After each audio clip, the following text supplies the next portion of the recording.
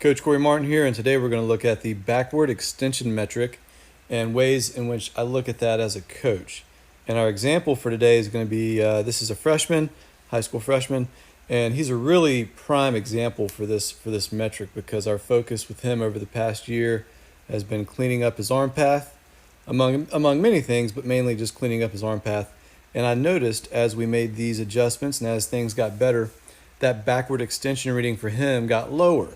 So this is more recent. This is in April, and this was the first time that Isaac had topped the 80-mile-per-hour range. And you can see if you look at the pitch selector down here, we had a lot of pitches, 79, 78, 79, 80. So he was consistent upper 70s to 80.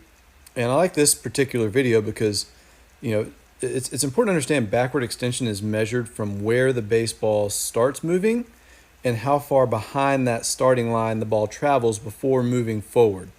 And pitchLogic Pro is going to auto capture the video. It's going to start recording video as soon as that ball starts moving. So that's why this is the first part of the clip you see, is because this is when the baseball first starts moving.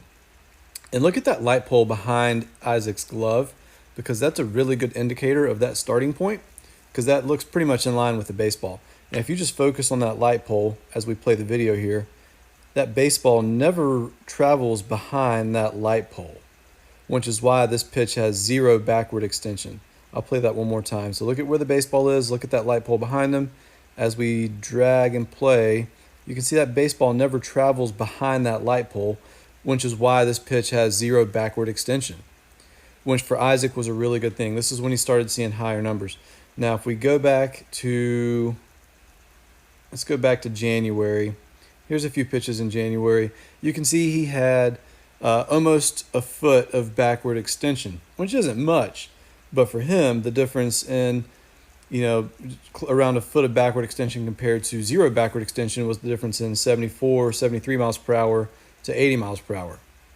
And if I play this video, it's not the best camera angle to see backward extension, but you can definitely see that his arm path is longer here. So just look at his arm path here. Look at the ball path there compared to the ball path here. You can definitely see staying shorter here. Here's another example, another pitch with zero backward extension. We're not lined up with that light pole anymore, but you can still see that baseball does not travel behind it. I'll see if I can find another example. This is 0.8 feet of backward extension. A little bit longer here compared to where we're at now. So for Isaac, cleaning up his arm path to where we saw zero backward extension was the best thing for him. Now, I understand every guy's different.